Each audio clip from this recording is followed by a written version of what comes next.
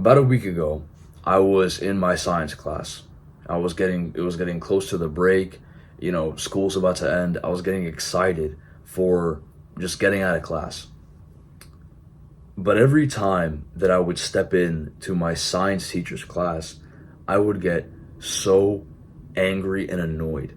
I feel irritated as soon as I looked at my science teacher because this man himself he's very angry all the time. Like, you'll see it in his face when he's doing work or when he posts assignments, when he speaks to you about the assignments, or when he's presenting a presentation for the notes. You can see that he's always irritated. He doesn't like what he's doing. He gets mad at the students. Whenever he drops something, this guy will like slam the desk or something. So a lot of times he's feeling angry. And this anger would make me feel irritated. It would make me angry and annoyed. I think to myself, like, oh, why the fuck is this guy slamming desks? How is this fixing the problem? He is dissatisfied with his job, and as a result, he's gonna post like 3 different assignments that each take 20 minutes to complete on the same day. Simply because he wants to get the points up, simply because he wants to put more stuff in the grade book. And on top of that, he's gonna say it with this like monotone, simply put, asshole tone. Every time I'd walk in there, I knew what to expect. I knew to expect the same behavior, and so I'd get angry and irritated myself.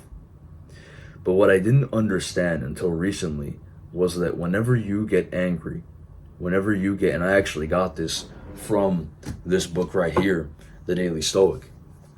What I did not realize is that when you get angry, when you get irritated, when you feel annoyed, it's not the other person or the event itself that makes you annoyed, but it's your own self that causes that emotion. Because, I mean, think about it. When somebody else is angry, does that necessitate that you get angry as well? Did I have to get annoyed? Do I have to get annoyed with my science teacher for him being annoyed himself? That doesn't make much sense. No, I don't have to. It's my own decision to control that. It's my own decision to decide whether or not something makes me angry or not. External events cannot make us feel a certain emotion. Only we can make ourselves feel an emotion. I mean, think of it this way. If you were to imagine yourself, like you've probably had bad dreams, or you've probably had like fantasizing in the shower or whatever, whenever you have thoughts about a certain event, you can literally make yourself feel certain emotions. If you listen to sad music, you will feel sadness, you'll feel somber, you'll feel melancholy. If you are fantasizing about being in a fight, like take it like fighting 20 dudes at the same time and winning, then you're gonna feel like more aggressive, higher energy. You might even start sweating a little bit. If you have a bad dream, you're gonna wake up feeling like in shock, with adrenaline. You're gonna feel fear. And a dream is actually the best example, because in a dream, all the events are from your mind. There are things that you literally imagine and create yourself, and yet you still feel fear, pleasure, happiness, sadness, hatred, longing, desire. You still feel these things within your own imagination. And so that should be very, very telling of where your emotions come from, where your desires come from. They don't come from other people being a certain way. They don't come from people acting a certain way. It comes from you. It comes from your own perspectives of other people, of actions that other people make or that they take. So there are 3 main things that you need to do to conquer your anger. For one, you must journal. I feel like I'm saying this in every single video. Journaling is a super powerful tool, because when you journal, when you write something repetitively and you constantly think about something, what happens is you integrate the belief into your subconscious. You integrate the knowledge into the deepest parts of your mind, to the point where it becomes habitual to recognize patterns and signs. With myself, I journal Stoicism and read Stoicism every single day. And I speak about it even now in these videos. And so today, when I go out into the world, I am going to be constantly thinking about Stoicism. I will go to bed tonight thinking about Stoicism, thinking of whether or not I was Stoic today, what I can do tomorrow to control myself. So the first thing you must do is journal. It can be 10 minutes in the day, 10 minutes at night. It does not matter. Just allot a few minutes every day to writing down your beliefs, to writing down how you can control yourself, to writing down what the source of anger is, reminding yourself that anger is something you choose to be, that you choose to be angry, that you don't have to respond to emotion. The desire is just desire. It's not something that is logical. It's not in your best interest to follow.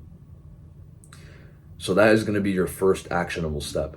Your first actionable step is simply to get a piece of paper or a journal, a little book, and then spend the next 5 minutes writing down where your anger comes from, what makes you irritated, why it makes you irritated, how you can overcome it, what you can do today to resolve this anger. The second most important step is to meditate, because meditation gives you the skill of feeling a desire, feeling an emotion, and then letting go of it. Many times when you see people, and this is from my own experience as well, when I'm walking in the street and something unexpected happens, or even when people are just passing by me, when a bird flies by, or I'm looking at my environment, instead of looking at things and then letting go of the thoughts that I'm having, letting go of my perspectives, letting go of my beliefs regarding what that person looks like, what I think about X event, I indulge in that thought and I keep feeding it. I keep feeding the fire of thought. And so it becomes harder to let go of my emotion. It becomes harder to let go of my desires, since they're the focal point of my mind. My mind is literally focusing on the desire. It's focusing on the feeling of anger. So even if I say things like, I can't be angry, I shouldn't be irritated, that might even make me more irritated, because the focus, even though I'm saying the words, the focus is still here in the emotion. So what meditation will do is it will give you the skill of feeling that emotion and actually being able to say, wait a minute, no, I don't want to feel this right now. Let me take a new perspective. I don't need to feel anger. I don't need to feel sadness. I don't even need to feel happiness if I really don't want to. Any emotion that I have, I'm not obligated to. So now I'm just going to let go. Now I'm going to accept that I had this feeling and I'm going to move on. That is how you conquer your anger. It's by letting go. And a big part of letting go is meditating.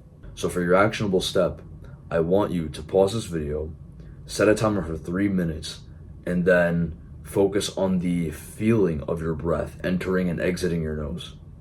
Focus on that for 3 minutes and then come back. You will have thoughts during this period of time. It's not that you will have like super clear Zen mind. No, within the first second, you're going to have a thought. You're going to have a reminder of X event, or you're going to have this other like bullshit come up, this other desire to not meditate, to skip the actionable step. The skill here, the point of meditation is not to have zero thoughts, but it's to have the thought and come back to the present. That is how you build the skill of letting go. That is how you build the skill of feeling but acting differently. The final step is simply to practice stoic reflection every single day. Reflect on your behavior throughout the day. Read Stoicism. It can be books like this, it can be meditations, whatever it is. You simply want to have a certain period of time throughout the day where you're dedicating time to studying Stoicism, to studying your behavior, to studying the source of emotions, the source of desire, what your purpose is. Because through doing so, you will only further integrate the habit of feeling emotion and then overcoming it. You will come closer to understanding what the path is, what your purpose is, what matters and what doesn't. And when you have that type of clarity, when you have that clarity in life of what your objective is, and when you know what is right, what is wrong, when you know how to follow what is right and how to avoid what is wrong, how to refuse it, all of a sudden, things become so much easier, so much simpler. It becomes so much more straightforward to not get angry, to not listen to your emotions. So, those are all the steps I have for today. This actionable step, this final actionable step, you can follow right now or you can follow it tonight. If you're going to do so, please set a timer so you don't forget. Set an alarm for like 9 p.m. and spend 5 to 10 minutes writing about Stoicism, or spend the next 30 minutes reading Stoicism or watching a video by Ryan Holiday, consuming Stoic content. Be careful with that last one because you might like get into that loop of just watching productive content without actually being productive or applying the knowledge. But still, for this actionable step, you can read a book, you can journal, you can watch a video by Stoic content creators, whatever it may be. Just get more familiar with the philosophy of Stoicism. That's going to be all for this video. I hope you guys enjoyed. If you did, like, subscribe, comment. Let me know what you thought of this. Let me know if you agree, disagree. Let me know if this helped you. Let me know if you like what types of videos you guys want to see.